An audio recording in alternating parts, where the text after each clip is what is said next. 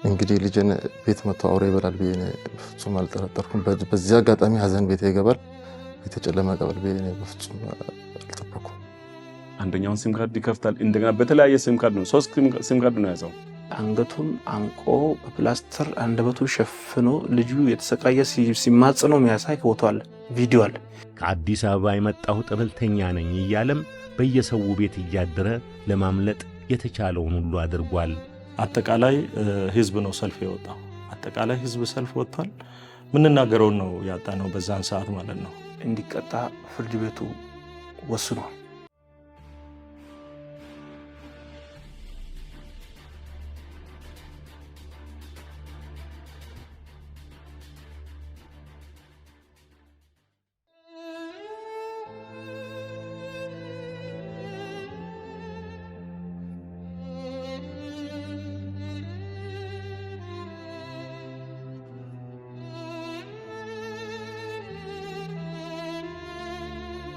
ማሊያ ነበር ያደረገው። ያንን ማሊያ የሚመስል ህፃናትን ባየው ቁጥር የሮጥኩ እሱ ይሁን እንደሚሄ ሮጬ ሳያው ሌላ ህፃን ይሆናል። ከዛ አንተን የሚመስል ይሄንን ማሊያ የሚመስል ህፃን ያደረገ ልጅ አይተዋል እያልኩ ጠይቃለሁ የማገኘውን ህፃን ሁሉ። በዛን ሰዓት ህፃናቱን እያዩ ይደነግጡ ነበርና በዛ እንዲህ እያልኩ ሲሄድ አንዲት ሴት ጎረቤት የእናቴ ጎረቤት ትከተለኝ ነበርና እስኪ ቤትሽ ግቢና ለእግዚአብሔር ጸልይ፣ በቃ ወደቂና ልጄን አስገኝልኝ በይ። ይሄ ሁሉ ህዝብ ይፈልገዋል፣ ይሄ ሁሉ ህዝብ እየፈለገ አንቺ ግን ቤትሽ ግቢና እስኪ እግዚአብሔር ሆይ ልጄን አስገኝልኝ ብለሽ ቤትሽ ግቢና እስቲ ለእግዚአብሔር ወድቀሽ ጸልይ ትልኛለች። አሁኑኑ 20 ደቂቃ ሰጥቼሻለሁ፣ 50 ሺህ ብር አካውንቱን ልክልሻለሁ፣ በዛ አካውንት 50 ሺህ ብር የምታስገቢ ከሆነ ልጅሽን ለቅሻለሁ፣ ልጅሽ እኔ ጋር ነው ያለው ሲለኝ እሺ አልኩ። ሟች ከለምደው ውጪ ቆይቷል። ከትምህርት ቤት ወደ ቤት ሳይመለስ በአያቱ ቤት ነው ያለውና እናቴው ሌላ ቦታ ናት ያለችው፣ ትንሽ ራቅ ያለ ቦታ ናትና እዛው ቀበሌ ሆኖ ትንሽ ራቅ ያለበት ቦታ ነውና ልጅ ናትናኤል ወደዛ ሄዷል እንደብላ መልእክት ትልካለች። ልጇ እንዳልመጣ ይነግራሉ። መፈለግ ያለበችበት ቦታ ሁሉም ልጆች ያሉበት ቦታ ሁሉ ለማፈላለግ ሞከሩ። ልጁ ሊገኝ አልቻለም። ልክ ወደ 1 ሰዓት አካባቢ ወደ 1 ሰዓት ለመሻ አካባቢ ሰፈሩ ሰው ሁሉ እየፈለገው ነበር ልጁ። ምክንያቱም እንደዚህ ቆይቶ በቤት ያደገ ልጅ ስለሆነ ከኖረ እናቱ ቤት ካልሆነ ደግሞ አያቱ ቤት ከሁለቱ ቤት የትም ሄዶ አያውቅም ልጁ በባህሪው። ከልጆች ተለይቶ ከጠፋ በኋላ በጣም ተደናገጡ፣ መፈለግ ጀመሩ። ይሄ አሁን ገዳ የተባለው ወርቅነህ አሰፋ የተባለው እዛው ግቢ ውስጥ ነበረ። የአያቱ የሟች አያት ጠይቃለች። ናትናኤልን አይተሃል እንደዚህ? እኔ አላየውም ነው ያለው። እኔ አላየውም ብሎ እዛው ቆሞ ነበረ። ከዛ በኋላ ቤተሰብ በሚፈልግበት ሰዓት ላይ እሱ ዞር አለ። 2 ሰዓት አካባቢ ተመልሶ በዛው ግቢ ውስጥ ነበር። ልጁ በሞተበት ግቢ፣ ልጁን በገደለበት ግቢ እዛው ነበር ያደረው። እዛው ካደረ በኋላ የሚወጣበትን መንገድ እያመቻቸ ነበረ። ልክ 11 ሰዓት አካባቢ ላይ ሌሊት ላይ እየነጋ ያው ይሄ ቀን 4 ማለት ነው። ቀን 4 ንጋት ላይ ልክ ለጠና ይከናነብና ቸርች እንደሚሄድ ሰው ሌሊቱን ነው ወጣው። ማንም ሰው አላየውም። ስለዚህ የሚወጣበትን የሚሄድበትን መንገድ እያፈላለገ እዚሁ አርባ ምንጭ ከተማ ውስጥ ብቻ ወደ 11 ሰዓት አካባቢ 12 ሰዓት አካባቢ ነው ከዚህ ከአርባ ምንጭ ከተማ ወደ ላንተ ከተማ የተዛወረው። ታዳጊው ላገኘው ሰው ሁሉ መምህሬ ነው እያለ ሲያስተዋውቀው በነበረው ከሰውነት ስሜት በራቀ ግለሰብ እምነቱ በክህደት ተቀይሮ በሕፃኑ ሕይወት ላይ ቆምሮ ሀብታም ለመሆን ከጅሎ አሰቃቂውን ወንጀል ፈጸመበት። ታዳጊው በተገደለበት ዕለትም የታዳጊው አባትና ጎረቤት ተከራይ መምህሩን ሕፃኑን አይተሃል ወይ ብለው ጠይቀውት ነበር። አንድ ሰዓት ከባቢ ቤት መጣ።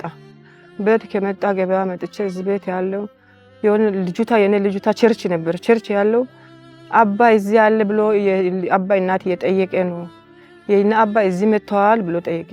አልመጣም ብሎ እኔ ነግረው ውጪ ወጥቶ በሩን አንኳኩ። እዛ ልጁ አዲስ ነው። የኔ ግቢ ሁሉ ላጥ ስላለ ሁሉ ሰው አይገባም። እሱ ጋር አባ አለ እኔን ጠይቆ ወይ ያለ ትንሽ ልጅ አንተ ጋር ገብቷል ሕፃን ልጅ ይላል። እናንተ ልጅ አላየም ይላል። ልጁ እዛ ነበረ የልጅ ነው እዚህ ማምጣት አይቀርም ብሎ ነው። ድንገት ከመሸ ሁሉ እኔ ጋር ስለመጣ ድንገት እኔ ጋር ከመጣ ፈርቶ ወይ አንተ ጋር ይገባል። አልገባም ለ እንደ በሩን ከፍቶ በሩን ወደዚህ ቅርቅርና ቆመ። በር ላይ እሱ ማብራቱ አይበራም። እኔም ደግሞ እንደዚህ ግቢ ሰው ስለሌለ ውጪ ወጣ። እንደገና እኔ ሰው ጎረቤቱ ጋር ፈልጋ ጀመረ። እኔ ጎረቤቶቹ ጋር የፈለገ 3 ሰዓት ሞላ። ከዛ እነሱ አባትና እናቶች ሁሉ ወደዚህ እኔ ጋር መጣ። ልጁ ፈልጋ የልጁ አባትን መጥቶ እንደገና እሱን ልጁን ጠየቀ። በር ላይ ቆሞ እና 3 ሰዓት ሊሞላ ድረስ ፖሉ ጋር ነው ቆመው። የኔ ጎረቤቷ ቅድም አንተ ጋር ነበር እኮ ልጁ ኮሾሮ ያበላ አንተ አይደለ? ጁስ ያጠጣ አይደለ? አንተ ለምንድን ነው አባ የቀረበ ያለ ሰዓት አይደለ? አስተማሪ ነው የኛ አስተማሪ ነው ብሎ አይደለ ነገረው? እንዴት ነው ልጁ እንዴት የት ሄደ? እቺ ሴቷ ያማል እኔ ጋር ለምን ደረሰ? እኔ አስተማሪ እኮ ናት። ቅድም እኮ ነው እኔ ጋር ነበረ እንጂ አሁን የለም። ሁለቴ መጥቶ ጠይቀል ልብ አላልም። እና ግን ሴቷ ስለያየ ነው ጠየቀው። እና አልጠየቁም። ሁላችን ስብሰባ ቢጠይቅ ልጁን በጊዜ እንኳን አገኛል።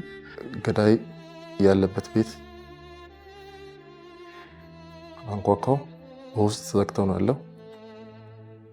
ትኩረት እንግዲህ ልጅን ሰው አፍነን የሚባል ነገር አይምሮ ላይ በፍጹም ያሰብኩት ነገር ጥርጣሬ የለም። ዝም ብዬ በሩን ገፋ ሳደርግ በውስጥ ዝግ ነው፣ መብራት ጠፍቶ ነው ያለው።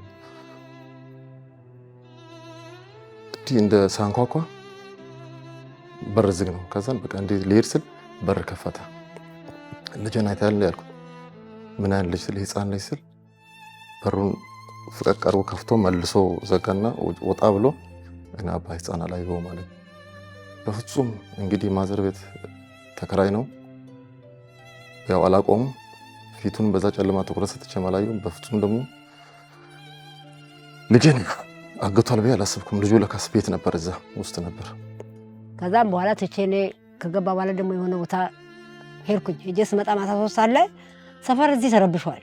ምንድን ነው ስላቸው ባባ ጠፋ። አይ ባባ ቅድም እዚህ ጋር የሆነ ሰው አስተማሪ ነኝ ብሎ ሲያናገረው አልነበረም እንዴ? በዛን ሰዓት እኔ እንደዚህ ስል እሱ እዚች ጋር ቆሟል በር ላይ ተቀመጥን። ሁላችን እዚህ ፍለጋ ሰው ሁሉ ጫካ ይቀርም ላይ ሁሉ ተሰማርቷል። ወንዱ ሴት ሁሉ ሴቶች ብቻ ተደርድረን እዚህ ጋር ተቀምጠን እዚህ ጎረቤት ያለች ልጅቷ ቀን እኮ የሆነ ልጅ ሲያናገረው ነበረ። ይሄ አይደል እንደ ብዬ ዞር ብዬ እንዲህ ሳይ ቆሟል። የሆነ ነጠላ ነገር እንዲህ ለብሶ ቆሞ አንተ አልነበርክም እንደ ቀን ልጁ የምታናገረው? አሁን እኔ ነኝ አስተማሪው ነኝ አለ። ህዝብ ተደርድሯል፣ ሴቶች ነን።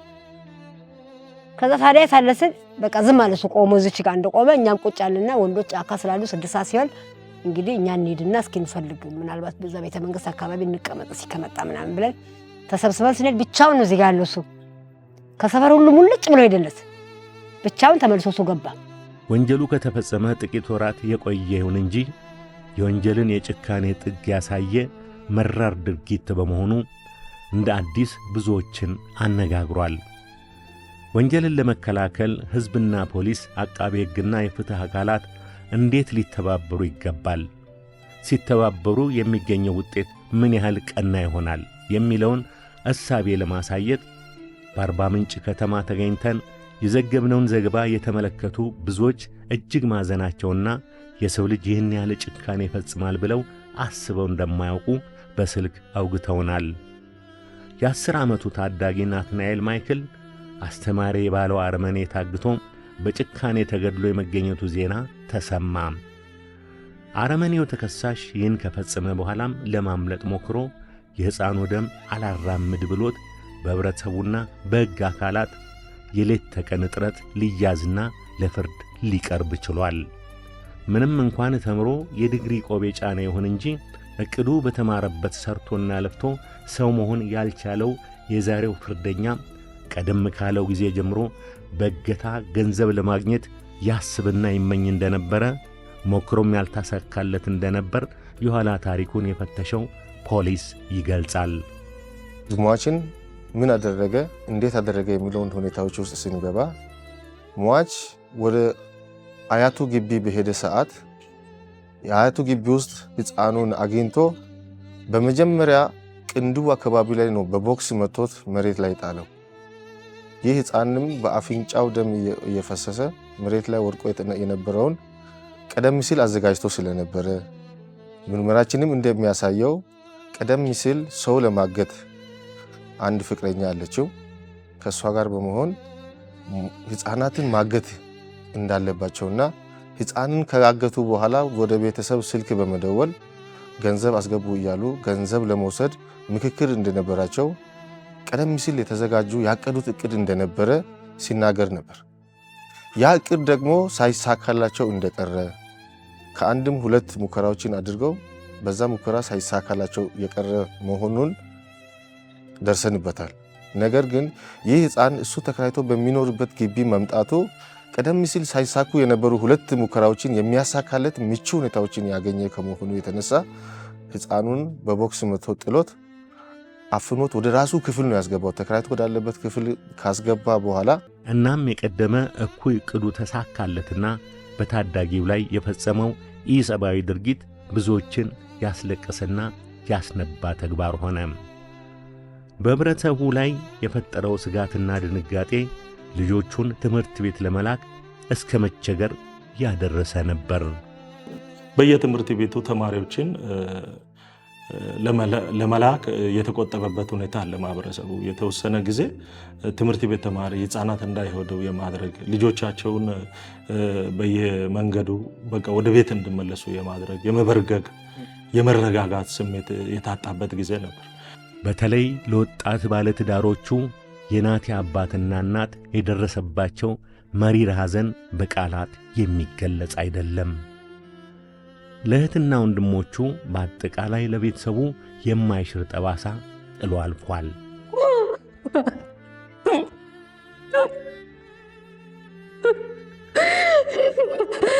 አላመንኩም።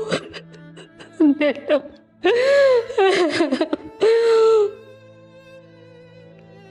መጸዳጃ ይዞ ሮጣል።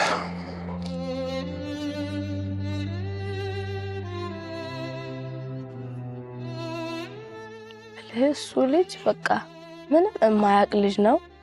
የዋ ነው። ከኔ ጋር ነው ያደገው እዚህ አያታችን ቤት። እሱም የአያቱ ቤት እዚህ ተከራይተው እዚህ የኖሩ ነበር። ሰርቪስ ስር በቅርብ ነው ራሱ ቤት እዛ የሄደውና እዚህ ነው ከኛ ጋር ከህፃንነቱ ጀምሮ የተወለደው። እዚህ ነው ያደገበት ሰፈር። ትምህርት ቤቱ እዚህ እየተማረ ነው ያደገው። የዚህ ሰፈር ልጅ ነው። የሁሉም የሰፈር ልጅ ነው። እሱ የዋ ልጅ ምንም የማያውቅ ልጅ ናቲ ማለት በቃ እኛ እስካሁን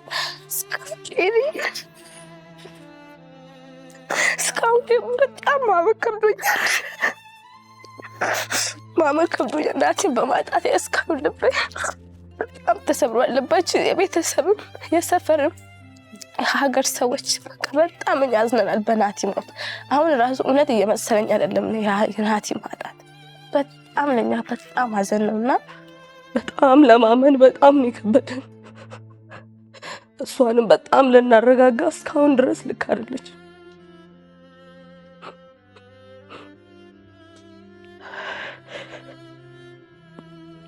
በጣም ሰላማዊ ጫና ነው የደረሰበት። እኔ እንጃ እንዴት እንደምገልጸው አላውቅም። በጣም ይከብዳል። የመጀመሪያውን እኮ አፈነ፣ እንደምንም ብሎ ታግሎ አስለቀቀ። ከታፈነበት ታግሎ ባስለቀቀ ሰዓት ምን አለ እንደው በጥፊ በለቀቀው ብዬም ጠይቀዋል። ገንዘቡን ማግኘት አልችልም አለ። የመጨረሻ ፍላጎቴ ገንዘብ ማግኘት ስለሆነ ገንዘቡን እስከማገኝ ድረስ የሚሄድበትን መንገድ ሄዳለሁ ሲል ምላሽ ሲሰጥ የነበረ ነው። በህፃናት ላይ የሚፈጸሙ ወንጀሎች ራሳቸውን መከላከል የማይችሉ አቅም የሌላቸውን በዚህ አይነት ድርጊት ህይወታቸው እንዲያልፍ የማድረግና ይህንን ሲስተም ደግሞ የገንዘብ ማግኛ ምንጭ አድርጎ ከመነሳት አንጻር ቀጣይም ቢሆን ብዙ ያሰራናል የሚል እምነት አለ። ከዚህ ጋር ተያይዞ ህዝቡ አካባቢ ያየ ነው። ማህበረሰቡ በጣም በማህበረሰቡ ውስጥ ቁጣ ቀስቅሷል። አንደኛው ጊዜ በ5 አጠቃላይ ህዝብ ነው ሰልፍ የወጣው። አጠቃላይ ህዝብ ሰልፍ ወጥቷል። ምንናገረውን ነው ያጣነው በዛን ሰዓት ማለት ነው። ዞሮ ዞሮ ተጠርጣሪው መያዙ ጥሩ ቢሆንም አንድ ሰው በህግ ውሳኔ እስካላገኘ ድረስ የምትወስደው እርምጃ የለበትም። ለዚህ የህግ በላይነቱን ለማስከበር ብዙ ውጥረት ውስጥ ነው እኛም የገባ ነው። የግለሰቡ ድርጊት ከጭካኔም በላይ ነበር። እንኳንስ በ10 ዓመት ታዳጊ ላይ በማንም ላይ ሊፈጸም የማይገባው አረመናዊ ድርጊት ሆኖ በታሪክ ተመዝግቧል። ክፋቱን የበለጠ የሚያጎላው ደግሞ በወንጀለኛው የእጅ ስልክ ላይ ተቀርጾ የተገኘው ለድርድር ሊያቀርበው የነበረው ምስል በፖሊስ መገኘት ነው። በሕይወት እያለ ሲንቀሳቀስ የነበረውን የሚያሳይ ምስልም ነበረ። ከዛ ጋር ተያይዞ ስልኩን በግልጽ ነው ያሳየው። ይህንን ያደረከው አንተ ነህ ወይስ ማን ነው? ለምንድን ነው ያደረከው የሚል ጥያቄ ነው የጠየቅነው። ይህ ሕፃን በሕይወት እያለ ሕይወቱ ሳያልፍ ቪዲዮዎችን እየወሰድኩኝ ነበር፣ ፎቶም እያነሳሁኝ ነበር የሚል ነው። ለምንድን ነው እንዲህ የሚደረገው? ለምን አደረግ ስንል አይ ይህንን ሕፃን አግቼ ይዤ መሄድ አልቻልኩኝም፣ ምቹ ሁኔታም አላገኘሁኝም፣ ይዤ መውጣት ማምለጥም አልችልም፣ ከለቀኩትም ደግሞ ያስይዘኛል፣ መግደሉ ይሻለኛል በማለት ገድየዋለሁ። ቪዲዮዎች በእጄ ስላሉ ፎቶዎች በእጄ ስላሉ ግን አካባቢውን ለቅቄ ከጠፋው በኋላ ካመለጥኩኝ በኋላ ባለውበት ቦታ ላይ ሆኜ ለሟች ቤተሰብ ስልክ በመደወል ሕፃኑ እኔጋ ነው ያለው፣ ይኸውላችሁ ተመልከቱ፣ እየተንቀሳቀሰ ነው፣ በሕይወት ነው ያለው፣ ነገር ግን ገንዘቡን ላኩ፣ ካላካችሁ አለቀውም ይላለው። እነሱ ግን ገንዘቤን ለኔ የጠየኩትን ገንዘብ ብዙ ነው ያለው። እኔ 50 ሺህ ብር ወስዳለሁ ብለን ጠይቀናል። 50 ሺህ ብር አልወሰድኩኝም። እኔ ከወሰድኩኝም ብዙ ብር ነው የሚወስደው። ይህንን ቪዲዮውንም የሰራሁት ብዙ ገንዘብ ለመቀበል ነው። ስለዚህ ብዙ ገንዘብ እጠይቃቸዋለሁ። ያንን ገንዘብ ካስገቡ በኋላ ግን ሕፃኑን ገንዘቡ መግባቱን ካረጋገጥኩኝ በኋላ ሕፃኑን ገድዬ ሽንት ቤት መጣሌን ነግራቸዋለሁ። ሕፃኑን ከዚህ ቀደም ባዘጋጃቸው የተለያዩ ፎጣ አንገትን ለማነቅ ገመድ ነገር ቤቱ አለ፣ ፕላስተር አለ፣ ሰፋ ያለ ፕላስተር አለ። ይሄን አንገቱን አንቆ በፕላስተር አንደበቱ ሸፍኖ ልጁ የተሰቃየ ሲማጽነው የሚያሳይ ፎቶ አለ፣ ቪዲዮ አለ። ከሞተ በኋላም ፎቶ አንስተዋል። ይሄን ቪዲዮና ፎቶ ለምን ዓላማ ተነሳ ተብሎ ያው መመራው በመራቦት ክላት ጠይቋል። ይሄን ያደረኩት ዋናው ዓላማ እንደ ድንገት ከአርባ ምንጭ ወይንም ደግሞ ከአካባቢው አምልጬ ብወጣ ይሄን አካባቢ ለቀ ብወጣ ያው አንደኛ እደውላለሁ ቤተሰብ ጋር ስልካቸው ሚዲያ ላይ እንዳለ አይቻለሁ። ደውዬ ከፍ ያለ ገንዘብ ተደራድሬ ከወሰድኩ በኋላ ነው ልጁ ያለበትን ቦታ ገድዬ ጣልኩበትን ቦታ ምነግረው። ያን ዓላማ ለማሳካት ነው የሚል የራሱን ድብቅ ዓላማ የወንጀል አነሳሽ ምክንያት በተጨማሪ ነው ከዚህ ወንጀል ተጨማሪ ጥቅም ማግኘት እንዳለበት ጭምር ይህን ፎቶ አንስቶ በምስል ስልኩ ላይ ጭምር የነበረውን ያው አቅርበናል። ይህንም በደንብ እሱም አምኖ በ35 መሰረት ለፍርድ ቤት ቃሉን የሰጠበት አግባብ አለ።